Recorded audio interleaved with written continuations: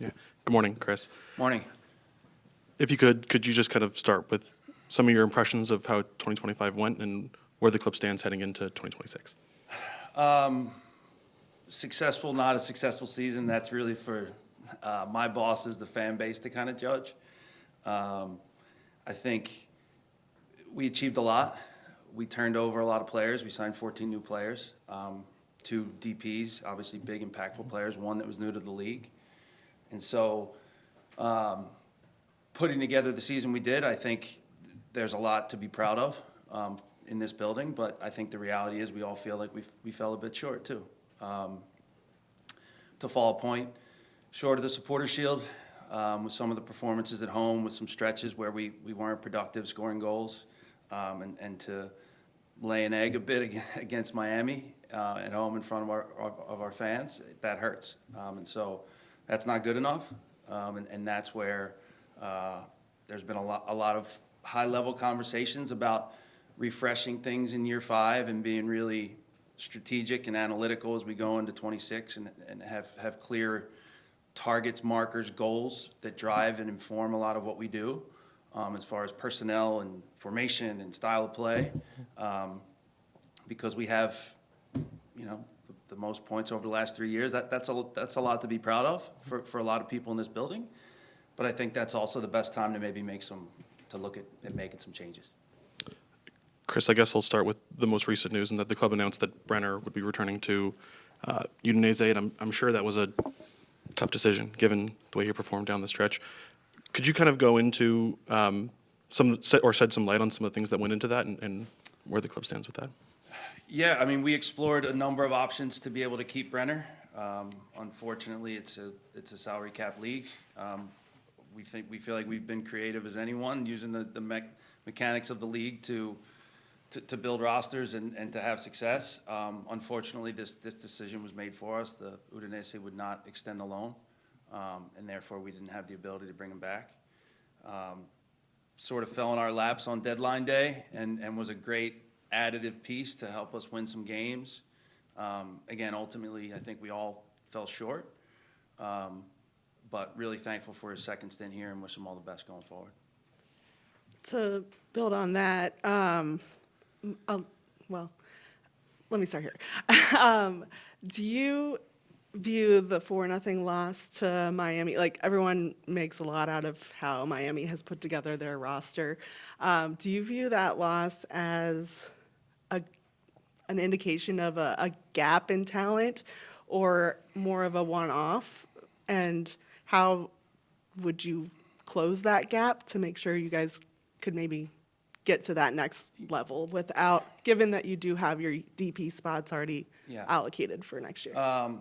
There's multiple ways to win in this league. I think there were stretches early on that if we get the first goal, I think we can be competitive against a team like Miami. I think we've showed that. You have to score goals when you play Miami, and you probably have to score 3. And I think we have the ability and had the ability and a team on the field to do that, and we didn't. And so there's always gaps in talent and spending. Our league has shown that if you're creative in how you operate, how you build a team, how you coach, structures you put in place, I think teams can be competitive. Philly's a good example. And so, no, I think we'll continue to be hopefully in the upper echelon of our league, being able to compete for trophies. This team scored the second fewest goals among Eastern Conference playoff teams. I guess, a lot of teams use all their DP spots on attack. You guys have invested one of those in a center back this year. Just, I guess, given making that decision, knowing that you wouldn't be able to add a player like Brenner on a DP spot, I guess, how do you replace that production that you guys got out of Brenner in such a short amount of time? I would say, this version, which is why we're sort of pointing to maybe driving towards expected goals next year and having that be a goal.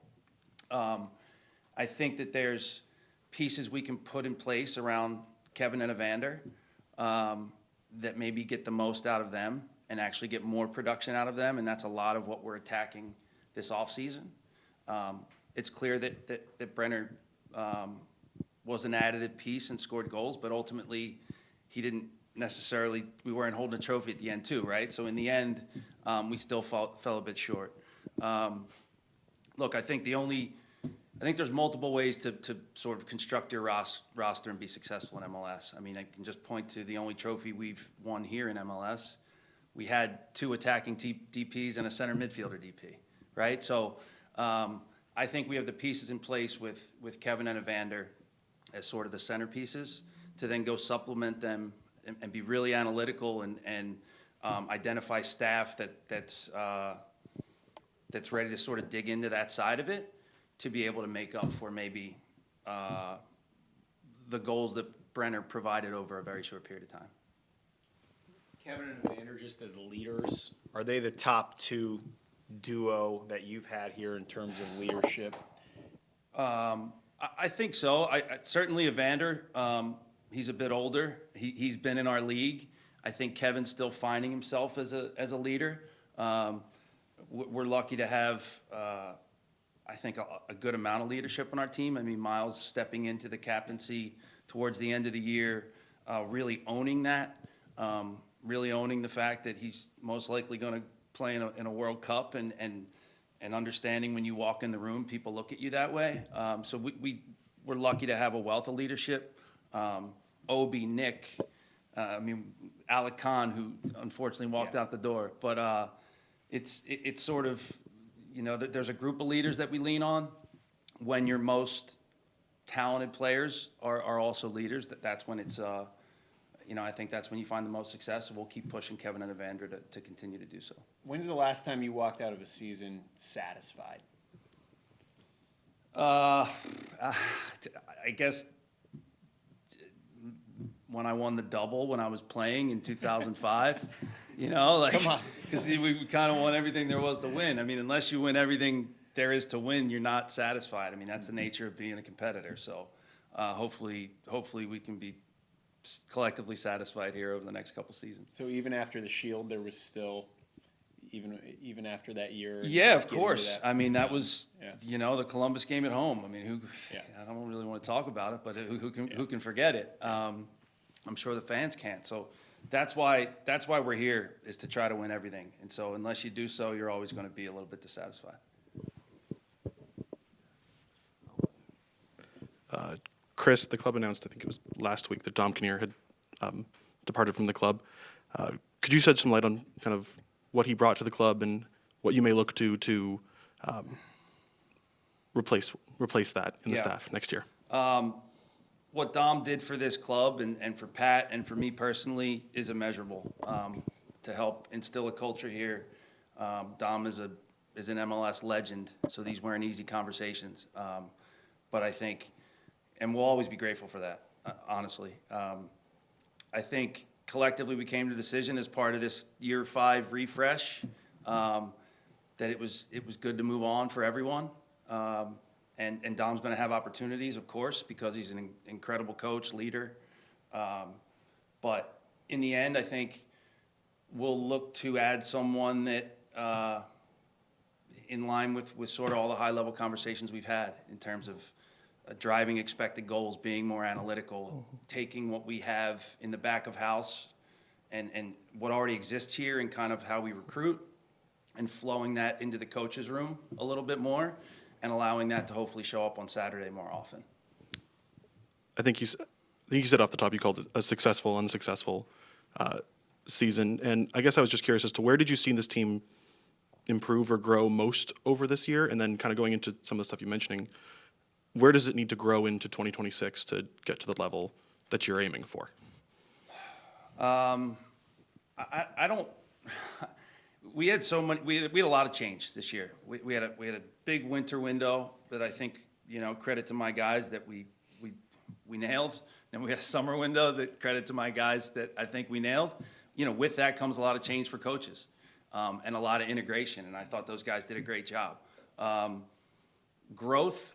I don't know that we grew a ton over the course of the season. It felt like we kind of hung on more, and we kept adding in personnel and trying to augment the system and these great players and support them, but ultimately probably didn't see the level of growth that we all hope for, and that's why we're having the conversations that we're having now. I'm sorry, what was the second part? Where does it need to grow into for 26? Leveraging what our best assets are, which is our stadium and our fan base. Those are our two best assets. And so there were times when I was sitting at TQL and it felt a little stale, and that's not what we should be. We should have the ability to smother teams when they come in here and to be convincing. And that means leveraging our best assets, which is the stadium, the fan base, but our best players, to make them more efficient, to make them understand each other's game better, to then score more goals, to give that feeling to the fans, to ultimately they give it back to us. So that's really what we're talking about as we move forward. And talking about this refresh, other than maybe some new ideas with a new assistant coming in, and then you talked about the expected goals, kind of looking at that. Could you shed a little bit more light so the fans have an idea, like what they can expect to see different on the field? Like you mentioned, like could a formation change be part of that? Sure, a formation change, a style change, the way we scout wingbacks, all of it should drive back to these markers that we're setting for ourselves. And so if a formation change can drive more expected goals and drive more success from Kevin and Evander in their relationship and get us more wins at TQL, then it's on the table. But that to us is not the driver. The formation change isn't the driver to get there. We want to be clear on what our goals are, and if formation change or personnel changes are part of that, it's all on the table. I guess I'm kind of wondering about a formation change also because you have a guy like Sammy that comes in, and you already have Obi in that spot. Yep. And I know that was some tough decisions for Pat during the playoffs when Obi was healthy and Sure. he chose Sammy over that. And then you've got Pavel, who I think last summer you said in the summer you mentioned he was kind of your best player. So how do you utilize all those guys? And I mean, is there room for Sammy and Obi? Yeah, I mean, that's the good thing about MLS now. Gone are the days of you need 11 starters and then you want to look down the bench and have 8 bench guys. The way our league's grown is, go watch Man United Bournemouth yesterday and look at the guys sitting on United's bench. Our job is to get the most good players. And so we're going to start a stretch next year with the condensed schedule because of the World Cup break where we're Wednesday, Saturday for 2 months. There's going to be plenty of minutes to go around. There's always injuries. And so, you have to have the depth to be able to sustain that. I think, to my guys' credit, I think this was maybe the deepest group we had by the end. Was it together long enough to really have that growth that you mentioned earlier? It's difficult. That's part of the reason we're also flipping the schedule. So you're not adding 8 new players with, 8 games to go. Yeah, ultimately, we're gonna do everything we can to evaluate everything to have the most success going forward. And then going back to Evander and Kevin Denke, obviously both individually very talented, did a lot for this team, but there was kind of a perception that maybe they weren't always on the same page, like chemistry-wise. How do you? I don't know if you view it that way, but how do you get them kind of working together better? That's another one of our strategic priorities going into 26. You're right, and the fans are right, and we have the same conversations. Sometimes you're dealing with that because you got 2 players that don't like each other. We've maybe had that in the past. The good thing is we don't have that. These guys like each other. They enjoy each other's company. I mean, credit to Evander. He gets along with everyone. It's tough for a new player to show up and even have the level of success that Kevin did. And so we'll maybe give him a pass that he had a bunch of success but didn't connect with the number 10 in year 1. But it's something that we're very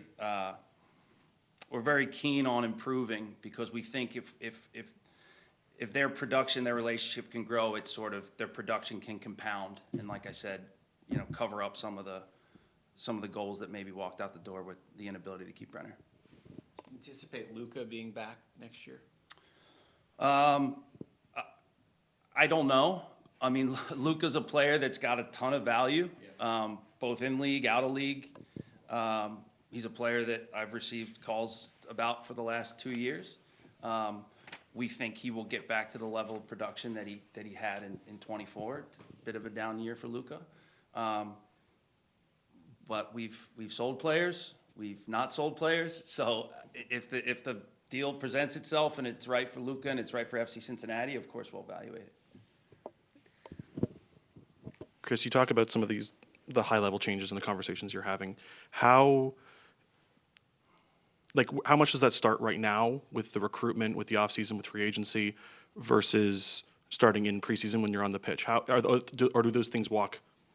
One doesn't come without the other. I guess what's the chicken and what's the egg? Yeah, I mean, look, in reality, the coaches are trying to win games and are in the playoffs, and and you need them focused on trying to go beat Columbus and then trying to go beat Miami. For me, they started in July. Sure. In thinking about what the next version of ourselves we could be. And then as soon as the season ended, his staff was brought in, and hours spent around my dining room table. It's like a Jeff Burton kitchen table reference there. Where we dug into a lot of this stuff. And so often when you're in the middle of a season, Pat and I have these conversations all year long. It's tough to maybe implement the type of change that we're talking about mid-year. And so I think everyone in the building sees an opportunity to be able to do that now.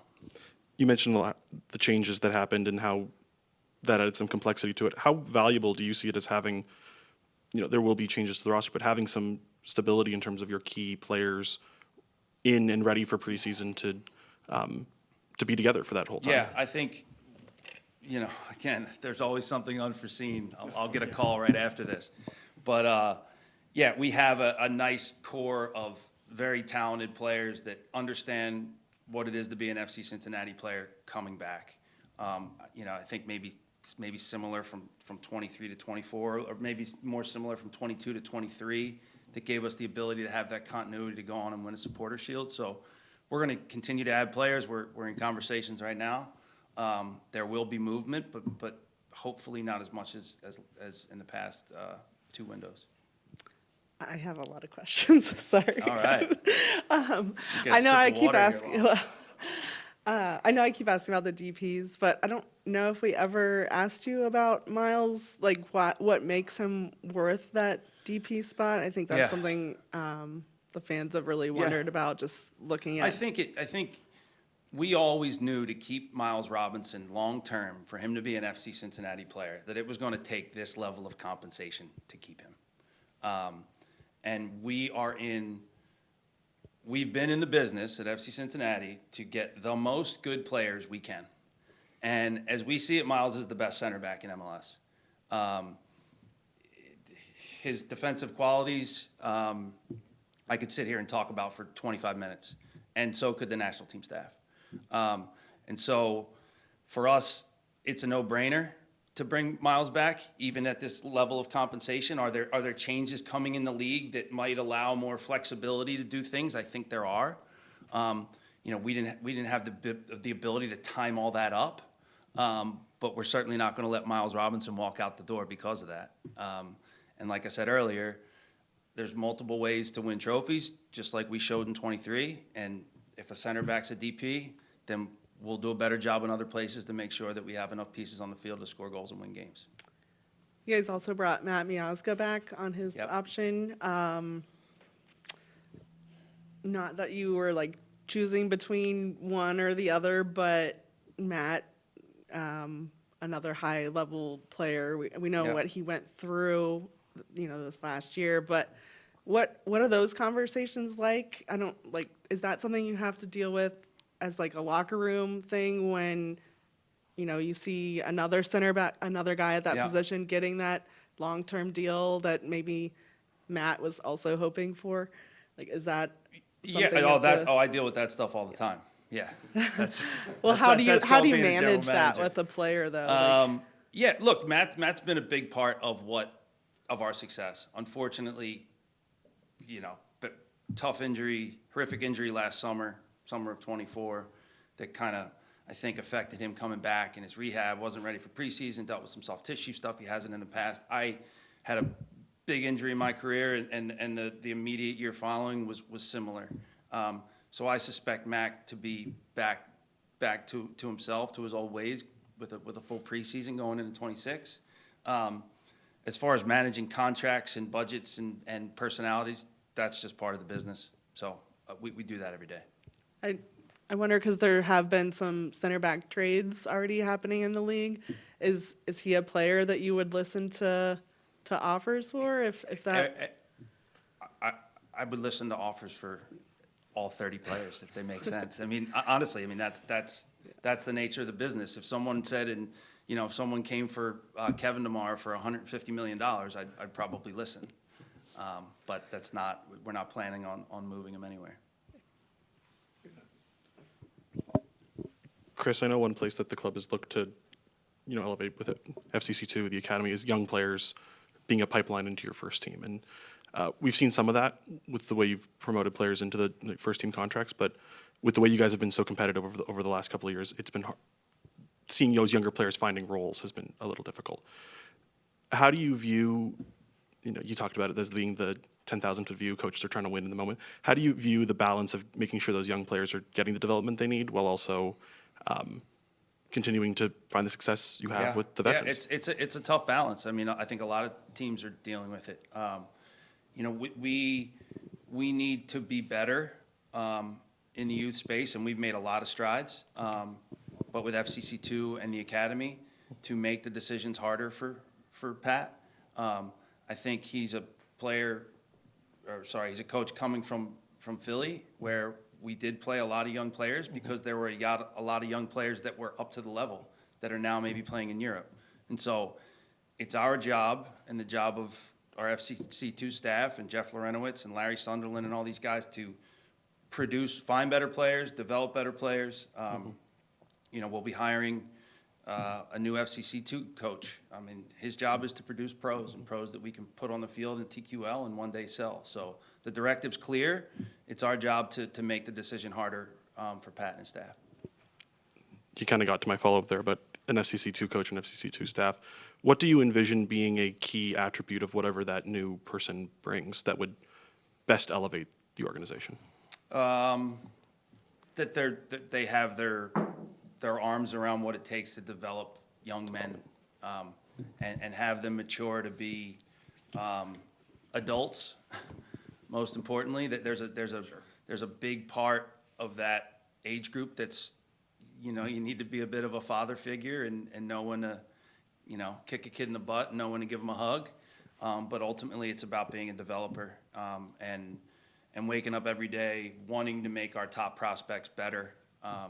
That's really the main. That's the biggest part of the criteria when identifying an FCC2 coach. Going back to some of the young players, Dotto is a player that's kind of come up as maybe some other teams might be interested in him.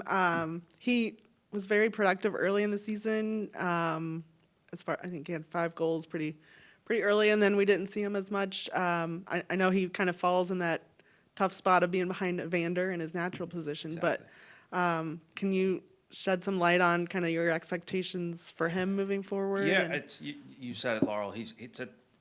Because we have Evander, who's an MVP finalist. Dotto's a 10, and that's a credit to Dotto. There's not a lot of young American 10s that can produce goals and assists like he can produce. Earlier in the year, we played a lot with 2 10s, and that probably got him on the field a bit more. But when we talk about evolving and smothering teams at home and having the level of production that our ownership expects, the 2-10 system wasn't giving us that and wasn't complementing maybe Evander and Kevin. And so we'll continue to find ways for him to get on the field. Credit to Dotto in our end of the year meeting. He said, will you consider me late in the games to play wingback so I can get on the field? And so that's the sign of a kid that's hungry and is going to continue to develop. He does have a lot of interest. He should. There's not a lot of 20-year-olds running around from the U.S. that can produce like he can. So if the opportunity comes to put him in a position where it's right for him to continue his development, the deal's right for FC Cincinnati, of course, we consider it. And then I guess this is kind of a tough question because I don't know Pat Noonan's contract says. We know he was extended in 2023, but just kind of looking at 2025, you kind of mentioned like it felt like it didn't, you guys were kind of not growing in the way Yep. you felt. So what are your expectations for him in 2026? And is this, how important is this year for him? It's important for all of us. No one has higher expectations of themselves than Pat. I haven't been in any secret meetings that Pat hasn't been a part of. So we've built this thing together. We'll continue to build this thing together. He's an excellent coach that a lot of teams would love to have.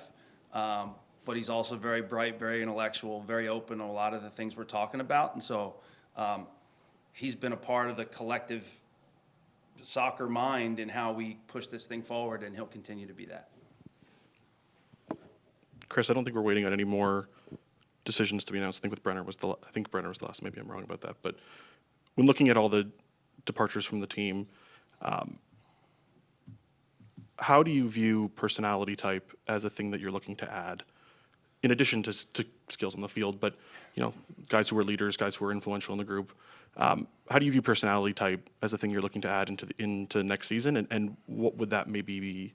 How would you identify that as a trait? Yeah, it's something that's near and dear to how I think about the world. So Sure. It's something that we're intent on. We have data and analytics that sort of works with event data to evaluate to identify an FC Cincinnati player. Sure. We have physical data and an algorithm that interacts with that identifies an FC Cincinnati player, and we're working on a sort of mentality, kind of personality test. They're not as easy to build. Sure. But certainly something that we're intent on trying to develop to make sure that we are bringing in the right characters, personality, people. It's a different generation of player than when I played. We weren't staring at our phones 30 seconds after the game ended. So it's, you're trying to relate to a generation and identify and recruit something that's foreign to what you were as a player. Not that that's right or wrong. So it's becoming, there's increasingly less leaders running around, I would say, just naturally. But yes, something we talk about, think about, and are continue to, to try to improve upon as we, identify the right people for FC Cincinnati. Not to hold you to a specific trait, but is there an FC Cincinnati personality? Like what would be the thing that you would describe as the FC Cincinnati personality of a player? You're the perfect version of it, I guess. No one's perfect, but is there a version of that Is exists? there a version of Nick Haglin's darn close? Okay. I would say. Sure. I would say self-aware is the most important quality in humanity. Sure. Know what you are, know what you aren't. So that's where we start. Going back to the first question, I think Carter asked, and you answered that whether it's a success is kind of up to the fans and ownership. Well, we don't hear from ownership very much. Can you shed some light on like how they did view this year? I don't really want to speak for Carl or for Jeff or for that group right now. I don't think it's appropriate. What I would tell you is I have a great working relationship with them, and they are in the weeds with me on all of this. And that's part of the reason that we have success is because I have that line of communication directly. And so that's something that's special that doesn't exist in a lot of places in MLS. We're grateful for that, and they're going to continue to help me steer this thing. But I don't really want to comment on that. You can probably track them down. And then just looking at, because of the schedule change coming up in 2027, how do you manage like new player contract? Like how much of a wrinkle does that throw in as you guys are negotiating with players? And how do you handle guys that are already here and maybe have those contracts Yeah. in flux then? All of that guidance has not been, again, remember, all these players' contracts are with Major League Soccer. They're not with FC Cincinnati, right?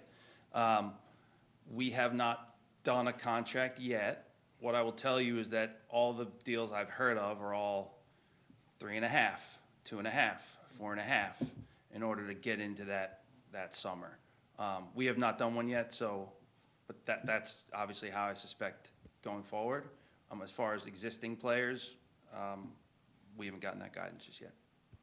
Does that bring about, like, I guess, are there other ways that you guys have to start kind of preparing for that shift?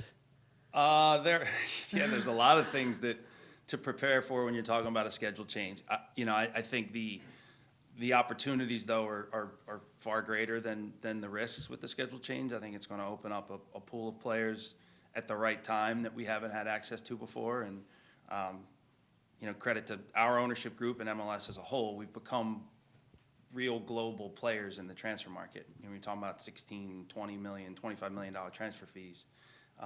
We've arrived that way. So I think the schedule flip is kind of right on time for where we need to be as a league. I guess technically it's not a new player announced, but you guys converted the loan of Jabari Yep. to a permanent one. He had a short time amongst the guys you mentioned, but he played a big role, especially in that third Columbus game. What did you see from him in that time, and why was it important that you guys bring him back? And I guess, what does he add to your group that made it important to bring him back specifically? We think he's a great complement to Kevin and Evander. He's obviously, he looks like he plays for the Bengals, right? So I don't need to get into just athletically, but his ability to run in behind, hold up play, just selflessness. There's a lot of things to like about him that I think will open space for, our two highest paid players. And so when we identified him in the summer, it was a very clear profile type that we were looking to kind of help unlock those two a bit.